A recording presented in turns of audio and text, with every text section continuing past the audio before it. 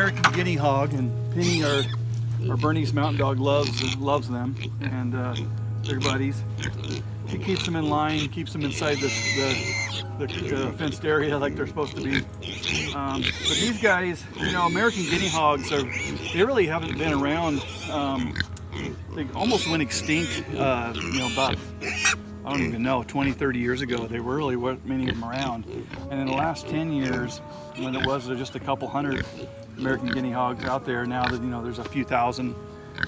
So they're kind of making a comeback. They're really a really good pig for the homestead. Kind of the neat thing about the American Guinea Hog is they really don't require a lot of food. They forage themselves, they eat out of the pasture, they love clover, they love grass.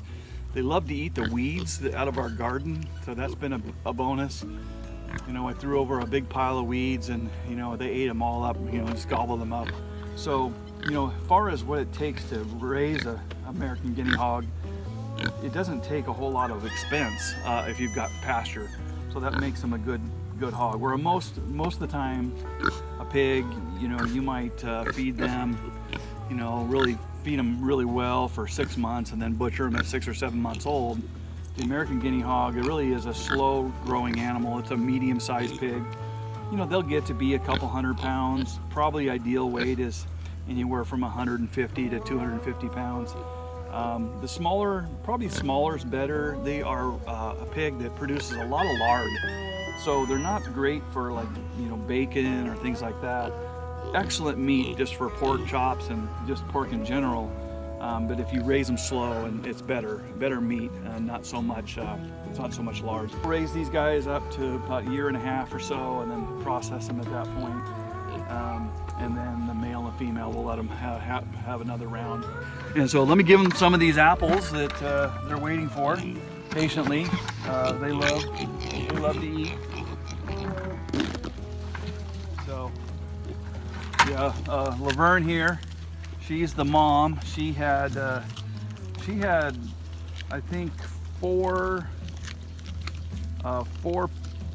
piglets, and that made it. We had a few that didn't make it when she gave birth. And then we had Shirley, who is no longer with us. She had also had 3, and so Laverne is being the mother to all 7 of the piglets. This is a first-time experience for us. We raised these guys up, and we really didn't know how much to feed them, and, you know, we were worried that we weren't feeding them enough, and we've learned that we probably overfed them. So one of the tricks or the secrets to having American Guinea Hogs is not to overfeed them. They really will eat themselves sick. So as much as you want to love your animal, probably better to not feed them too much. This is a Kiko goat. Let's see, it's probably a crossbreed, but these are really a meat goat. They're you know, goats are a lot of entertainment, but just like anything, too much fun's too much sometimes. These guys they're a lot of laughs, they're a lot of fun. But they, you know, they're good, well-natured goat. They're not very old right yet, so they're not full size. Oh, this is Daisy. Daisy, she's pretty well behaved, but this one here, Cookie, she's a pain in the butt. She likes to get in trouble. She escapes whenever she can. Daisy's a little more mild-mannered, but good goats, a lot of fun. Goats provide a lot of laughs. They mix well with the hogs. Seem to be good buddies and keep each other entertained. So we have this little area here that we let them kind of hang out in. Keep them separate from the mountain dog there.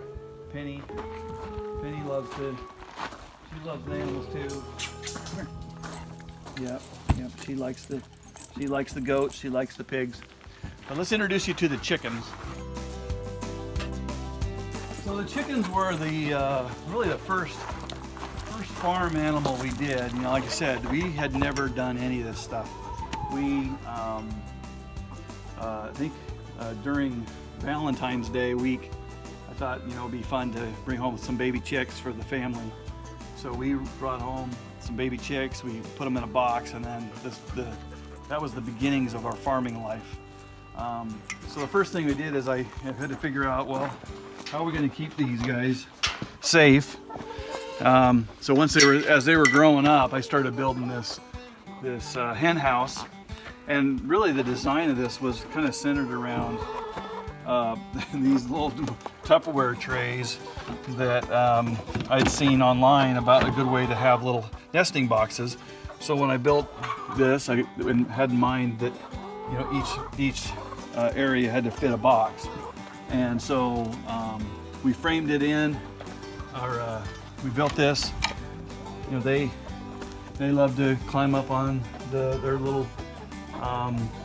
They love to roost up here, and you know, every night they go in by themselves. We keep the door open. We don't have any predators out here so far, and we just keep them in a poultry fence.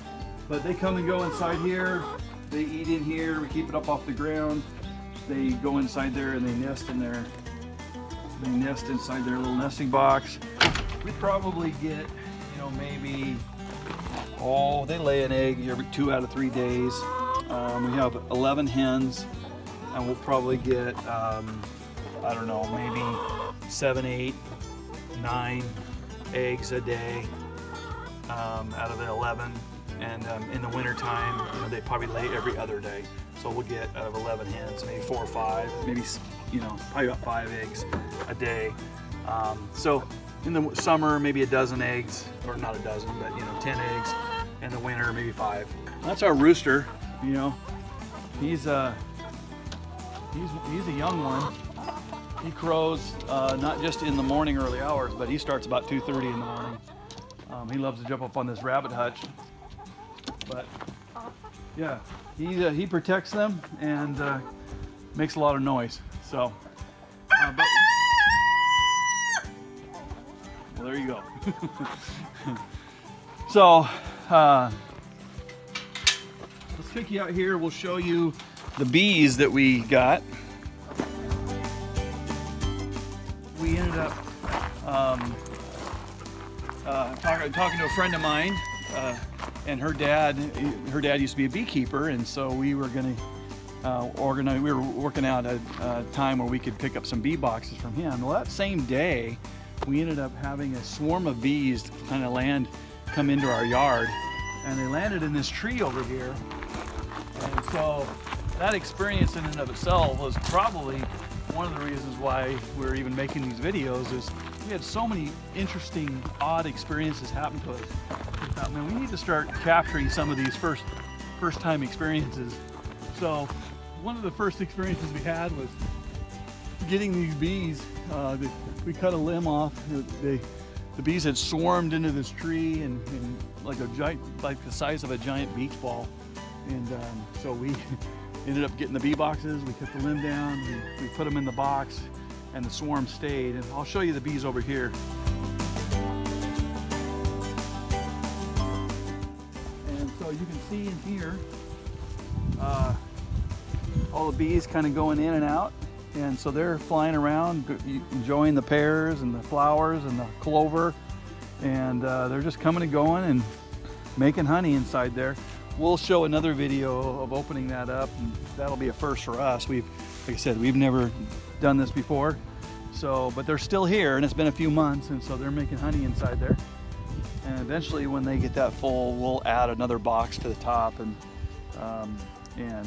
be able to make honey for us to enjoy. But for now, they're making honey for them, and they'll make their supplies for the winter, and hopefully next year we'll be able to have honey for us. So yeah, kind of a cool thing.